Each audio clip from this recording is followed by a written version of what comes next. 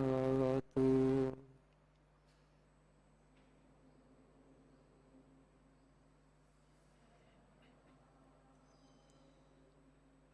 Sahanau bhunaktu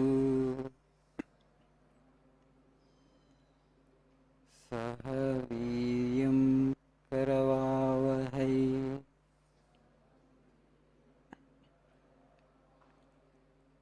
Tejasvi navadhitamastu Ma vidvishavahai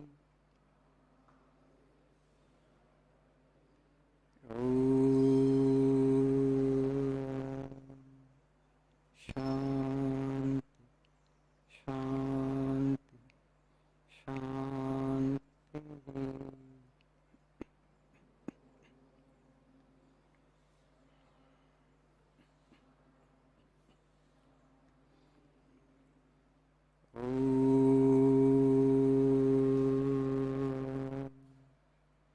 Asato ma sadgamaya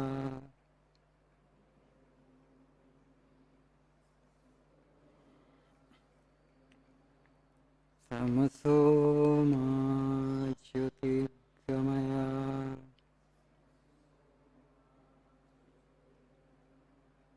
Mrityo ma amrutangamaya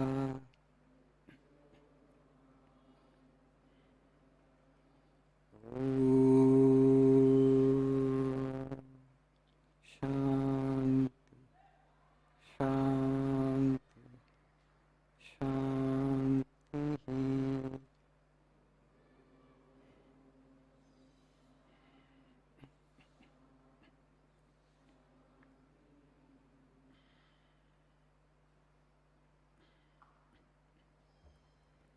Good morning, Shubhodayam, Guten Morgen.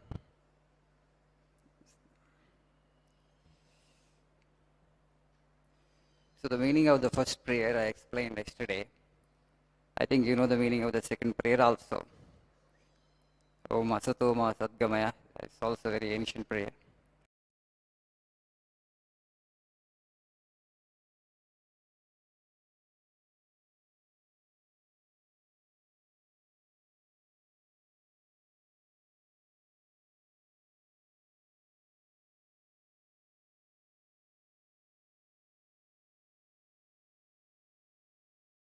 Everything that is destroyed by time is Asat.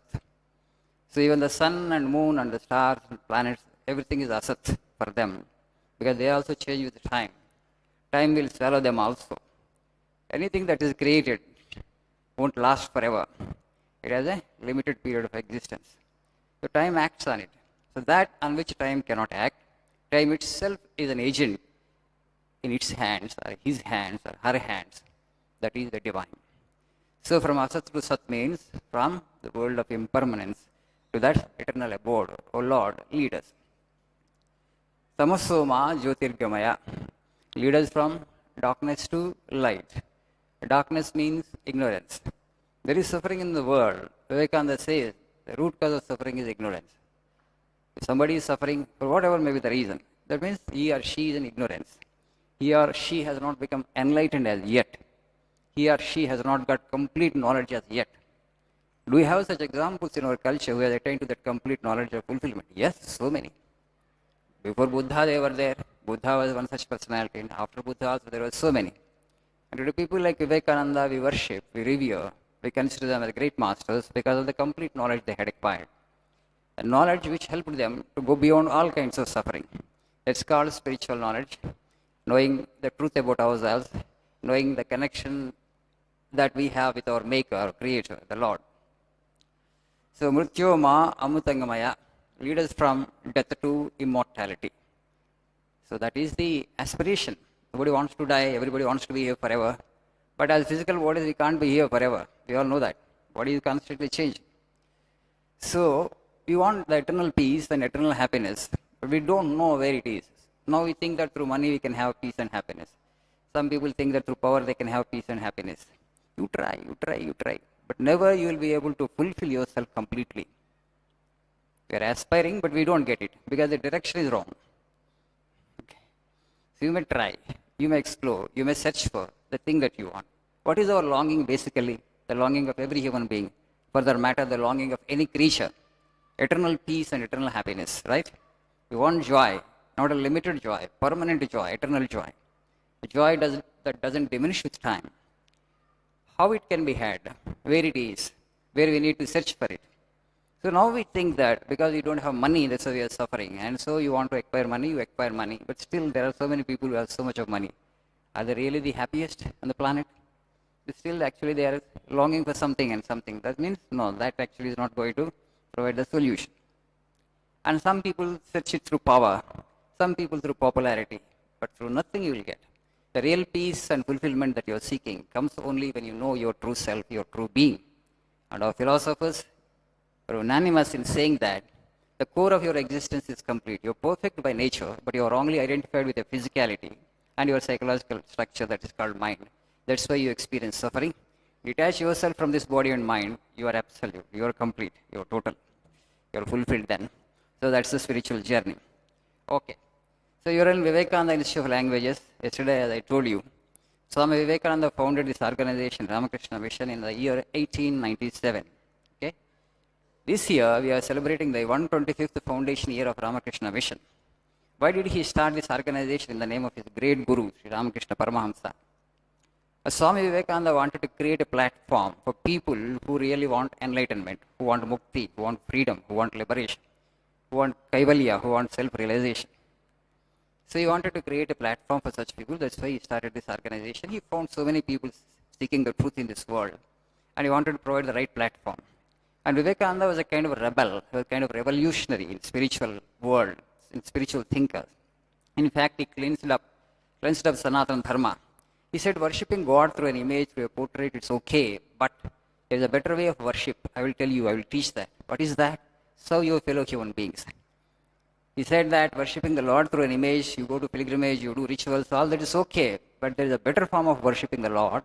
And if you really want to earn the grace of the Lord, win the grace of the Lord, want to have the blessings of the Lord, this is a better way of worship. You worship your fellow human beings who are suffering, who are in distress. Whichever way, serve them. That cleanses your antakarana, that cleanses your mind, and you will come closer to truth. And you will have the blessings of the Lord.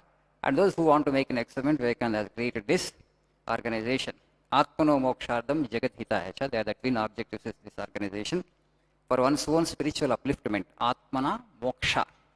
And Jagat Hita. Jagat Hita means parallelly, good should happen to the society. For one's own individual spiritual upliftment and for the betterment of the world. They are the twin objectives of this organization. We are on 250 centers across the globe. We have our headquarters at Calcutta. This is one of the branch centers. The Vivekananda Institute of Languages is one of the service activities of this center. This center has other activities, like we have a universal temple.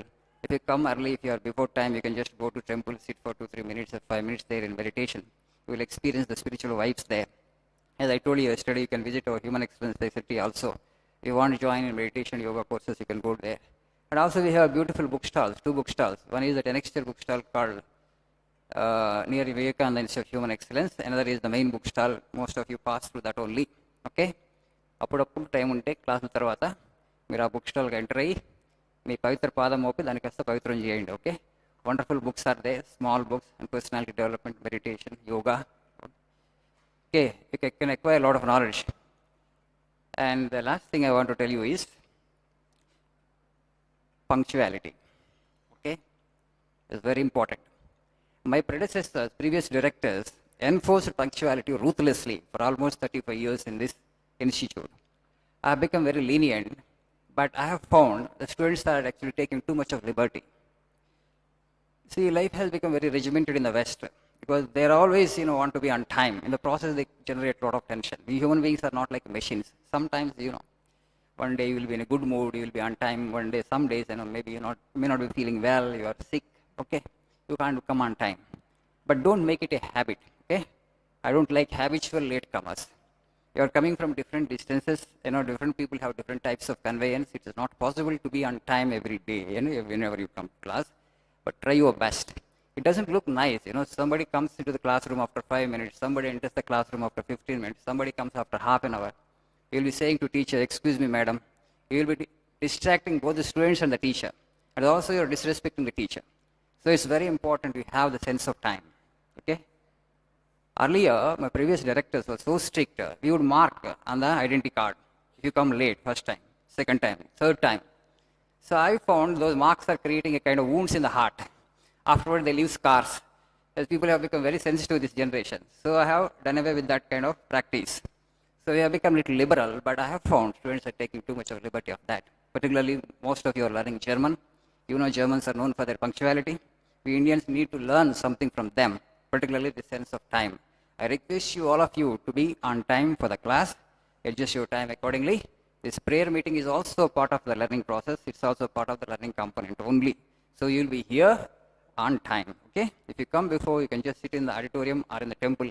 If you meditate in the temple for some time, it will be good for you. You will be charging yourself spiritually. Okay? Thank you. Have a nice day. Weather is very nice. You are all good people. You have brought good weather with you. Thank you for that also.